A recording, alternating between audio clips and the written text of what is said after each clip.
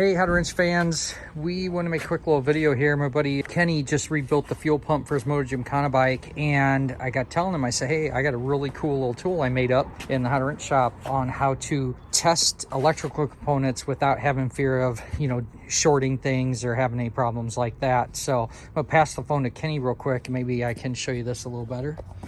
Okay, so first thing we got to do is we got to figure out which pins on the electrical component, a pump in this case, we need. So we went to the OEM service manual and found out that these two larger gauge wires are for the fuel pump. If you're kind of curious in this connector, these were for the fuel sending unit to tell the gauge of the fuel. So we know that our hot, following our wire diagram, is this yellow with a red tracer, and that our ground was the black with the white tracer. So let's look at the tool. We know this is a 12-volt system.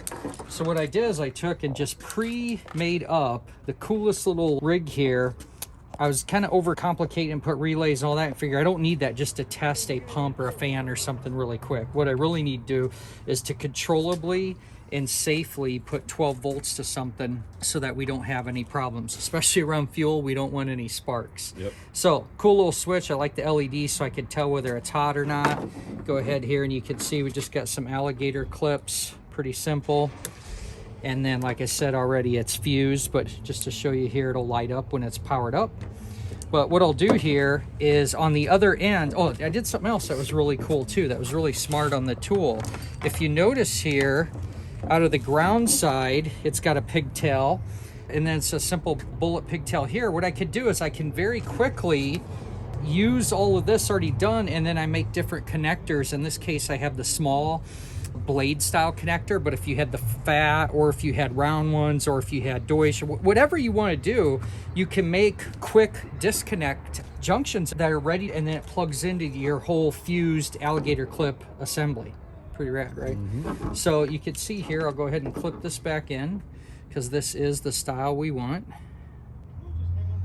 And then I'll go ahead here, and on my red with a white tracer, it's really important that you see this, that this is heat shrunk all the way up. The problem a lot of people have on connectors is they're trying to get in here and they're poking around. People accidentally have something powered, that creates a problem, or the two tabs have like bent over and made contact, and then that's a problem. No matter what the case is, if you're dealing with electrical, you really gotta have some attention to detail. So I'm gonna go ahead here and get that one on, give it a little wiggle test. Go to the ground side. Little wiggle test again. Make sure our switch is off. Okay, we're off. Okay, now powered up, and boom. And you can see here, I'll dump some of this back in here. We really want to see our sample. And tell you, we both thought this was going to be horrid because the pump and filter that you replaced was a super hot mess. Yep. So the other thing is, we'll turn this off for a second, is that we ran some fuel with some seafoam mixed up in the gas as well.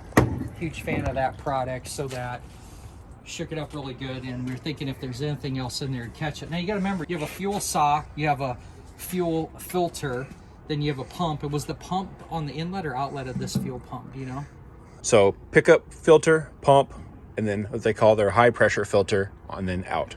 And the high pressure is the one we couldn't take apart. Right. It was either replace it for $350 or nothing. So I'm really surprised at how I expected this just to be total garbage. I mean, the other ones I've done, last one I made this tool for, it was another Honda. It was a Honda CBR 400. This we're going with the GSXR, and it just was garbage coming out of there. But maybe it sat a few more years. I don't know. Right. Anyway, my friends, that's how you could do it safe, do it right, not have any problems. Very simple, little fun project here. All right, if you haven't done so, make sure and like, share, subscribe. As always, keep wrenching and make it a great day.